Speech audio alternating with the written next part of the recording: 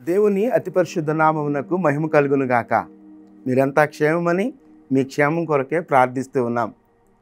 అనుదినము ఈ ధ్యానాలను మీరు అనుసరిస్తూ మీరు ఎంతగానో ఆధ్యాత్మికంగా అభివృద్ధి పొందుతున్నారని నమ్మి దేవుని స్తుతిస్తున్నాను.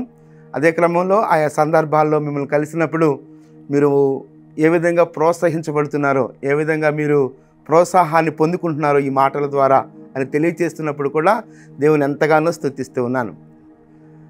ఇదేనా హోప్ ఫర్ టుడే వాక్య ధ్యానంలోనికి మిమ్మల్ని ఆహ్వానిస్తూ ఉన్నాను. మనుషులు ప్రేమ లేకపోతే మనుషుల పట్ల చూపించే ప్రేమ కొంతకాలానికి పరిమితం అవ్వచ్చు, లేకపోతే కొన్ని పరిస్థితులకు పరిమితం అవ్వచ్చు, లేకపోతే నువ్వు ప్రేమించినంత కాలం వారు నిన్ను ప్రేమించవచ్చు, లేకపోతే నువ్వు ప్రేమ విడిచిపెడితే వాళ్ళు నిన్ను విడిచిపెట్టవచ్చు.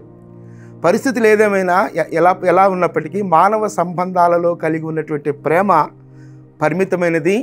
అవసరాలను బట్టో లేకపోతే ఆ పరిస్థితులను బట్టో అది నీతో కొనసాగవచ్చు, కొనసాగకపోవచ్చు. కానీ దేవుని ప్రేమ గురించి మాట్లాడుతున్నప్పుడు అది శాశ్వతమైన ప్రేమ అని ఇర్మియా గ్రంథంలో మనం చూస్తాం.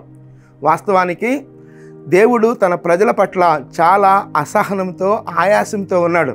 నేను మిమ్మలను బబులోను చెరకు అప్పగించబోతున్నాను, మీ మీదకి క్షామం రాబోతుంది, కరువు రాబోతుంది, ఖడ్గం రాబోతుంది, తెగులు రాబోతుంది, ఇలాంటి విషయాలన్నీ చెప్తూ పెందలకడనే ప్రవక్తలు మీ ముందుకు తీసుకొని వస్తున్నాను, మాటలు వినిపిస్తున్నాను, అయినప్పటికీ మీలో మార్పు రావటం లేదు అని చెప్పే సందర్భాలు పదే ఇర్మియా గ్రంథంలో మనం చూస్తాం.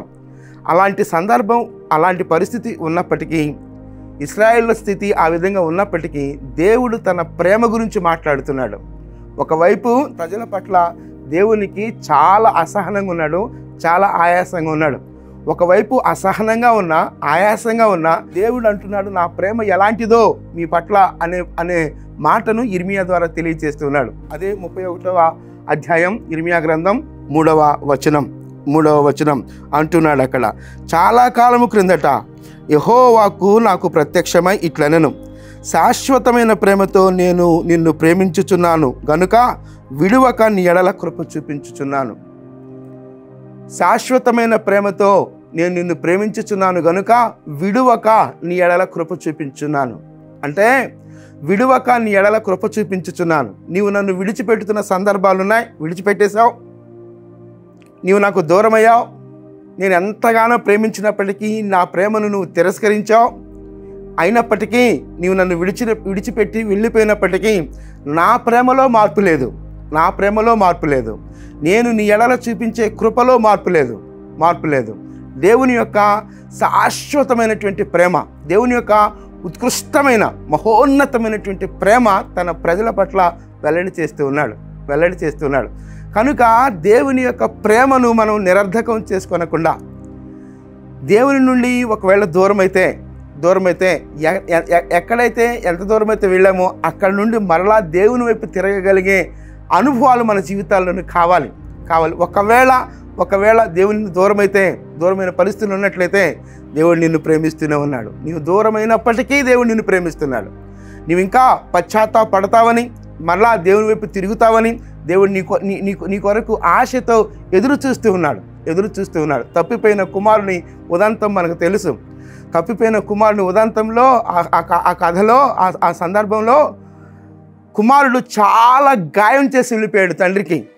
ఆ గాయాన్ని తలుచుకొని కుమారుని తిట్టుకోవడమో లేకపోతే కుమారుడి మీద రగిలిపోలేదు కానీ, కోపం రగిలిపోలేదు కానీ, కుమారుడు ఎప్పటికైనా వస్తాడు అనేటువంటి తండ్రి నిరీక్షణ కలిగి కుమారుని వైపు చూస్తున్నాడు.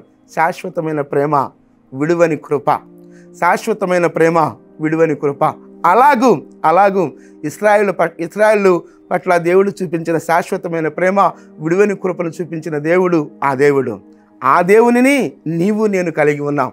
ఆ కృపను నీవు నేను పొందుకొని ఉన్నాం. ఆ ప్రేమను నీవు నేను అనుభవిస్తూ ఉన్నాం.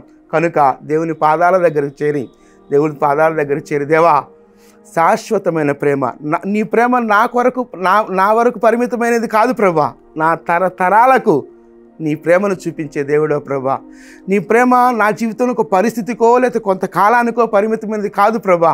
ప్రతి పరిస్థితికి చాలిన ప్రేమ నీ ప్రేమ ప్రభా. అలాంటి ఆలోచన మా హృదయాల్లో పుట్టించి నిత్యము మిమ్మలను విడువక ముందుకు కొనసాగగలిగే కృప మాకు అనుగ్రహించమని దేవుని సన్నిధిలో ప్రాధేయపడదాం.